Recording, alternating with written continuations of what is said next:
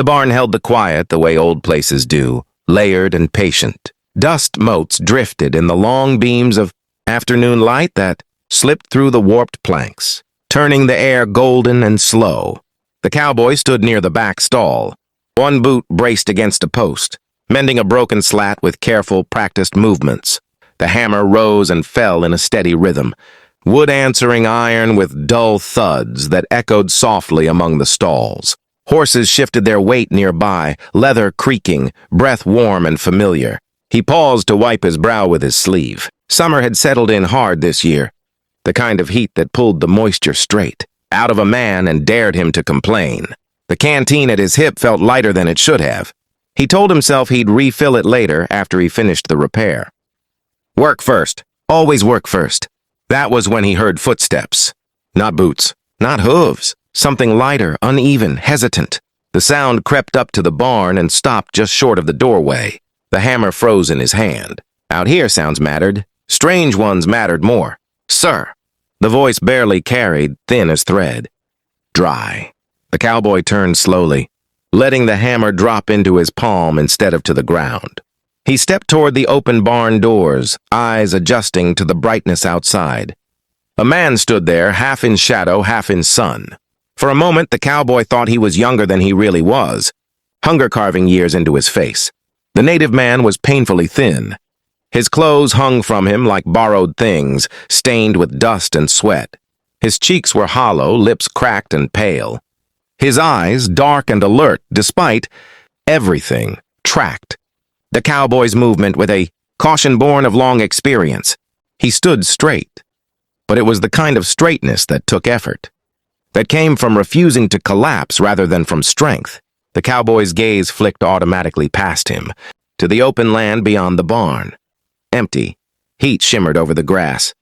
Still, his body remembered lessons his mind didn't always like. His eyes slid back inside, to the rifle leaning against the wall near the tack hooks. He didn't reach for it. "What do you need?" he asked. The native man swallowed. The movement was visible, painful. "Food." The word fell into the space between them and stayed there. No explanation followed. No apology. Just the truth laid bare. The cowboy nodded once, not because it was easy, but because it was simple.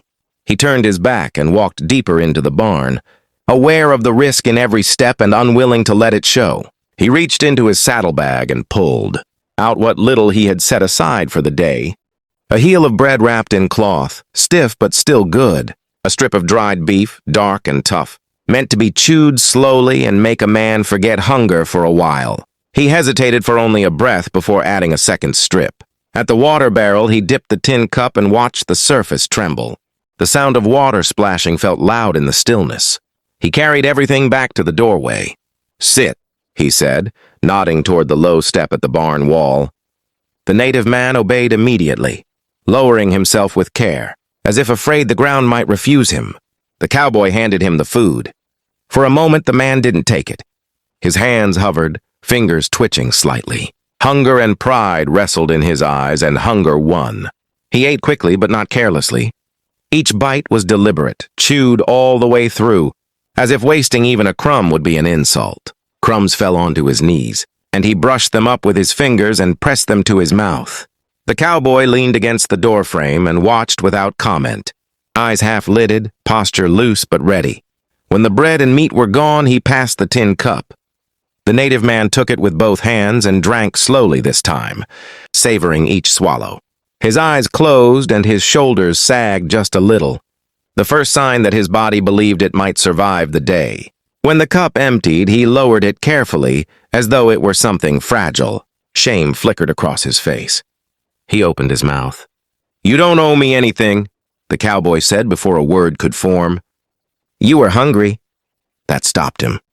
The native man studied the cowboy's face, as if searching for a catch that wasn't there. After a moment, he nodded once, deeply. It wasn't a casual gesture. It carried weight. "I will tell them," he said. The cowboy frowned. "Tell who?" But the man was already rising, strength slowly knitting itself back into his limbs. He stepped away from the barn, then paused and looked back once, eyes sharp now, measuring. Then he turned and walked toward the line of trees, his steps steadier with every yard he put behind him.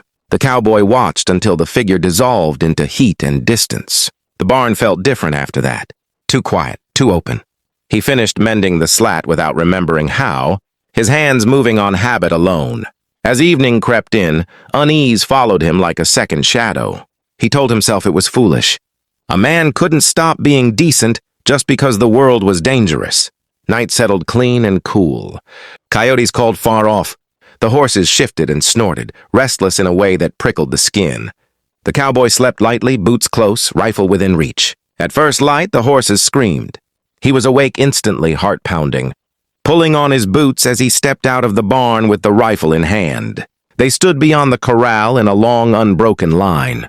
200 warriors, shoulder to shoulder, mounted and on foot, weapons catching the pale morning sun. Silent, watching. His breath went shallow.